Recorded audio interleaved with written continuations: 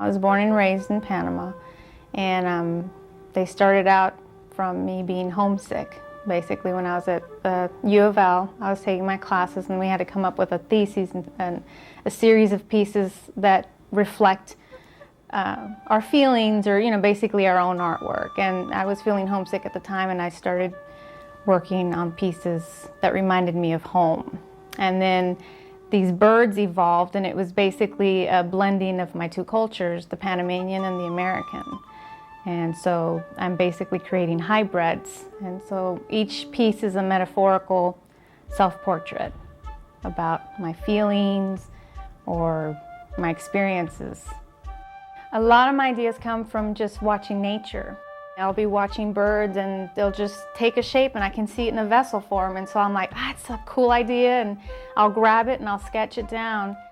Each piece I'll come up with a sketch, and it's either a feeling, for example, like I have a piece, it's called Dos, and he's got two tongues, and that one's representing the two native languages of me. So I'm seeking feelings within me, like how I feel at the time.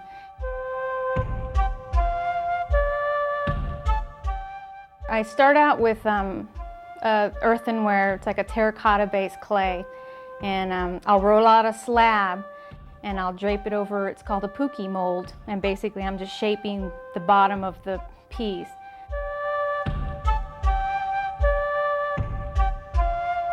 I gotta let that bottom firm up, and then I flip it over, and then I start coil building, which is an ancient technique of coiling and building up sculptures.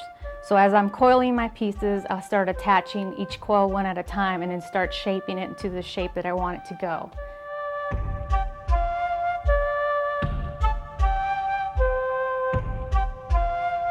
My first pieces were inspired from these water jugs from Panama, and those were called tinajas. And the tinajas are what the people used to use to contain water, and it would keep it cool because of the terracotta. It was porous. And so I pulled from that, and that tradition allows me to hang on to my roots and my heritage.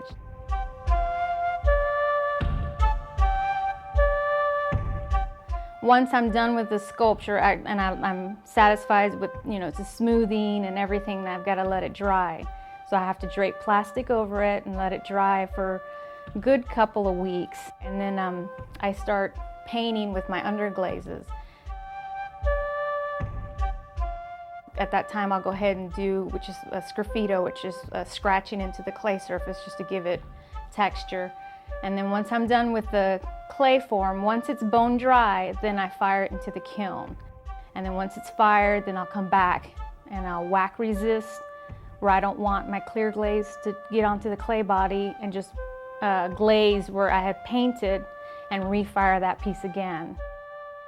Well, when it comes out of the kiln, fine, safe, with no explosions, and then I'm ecstatic. I'm happy that it made it, through the final stages, because you're never done until it gets out of the kiln.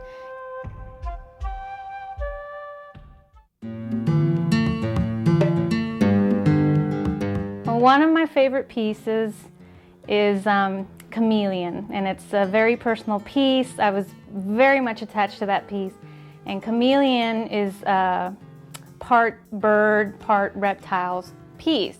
And it was a harpy eagle, which is the national bird of Panama, and basically he's representing my Panamanian side.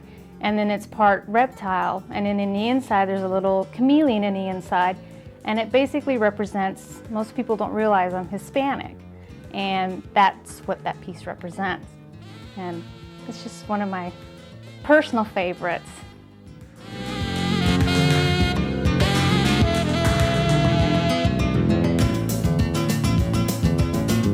One eagle is called Tenacity, and the reason he's called Tenacity is because I was just had my baby, and it takes somebody with tenacity, with a newborn, to create a piece that, that's that time consuming.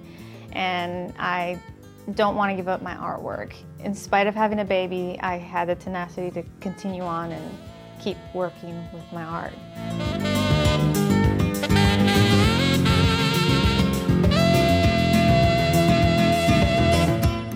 That one is called Quarrelers, and that one is representing like the two cultures, because I've got the Panamanian and the American, and sometimes within me I'll have like certain quarreling within me. The two cultures will be going, and they're attached together and you can't quite separate the two, and so they'll sometimes go round and round and round, and that's what that represents. When I get an idea, a feeling, it'll nag me until I get it out. Like I have to create this piece, and once I get the piece done, then I'm almost like, I feel like, okay, I'm done with the story. I can move on to the next one, you know? I just have a true love for the clay and the passion. And when I'm working with it, it's such a meditative process that I just lose myself when I'm creating the piece.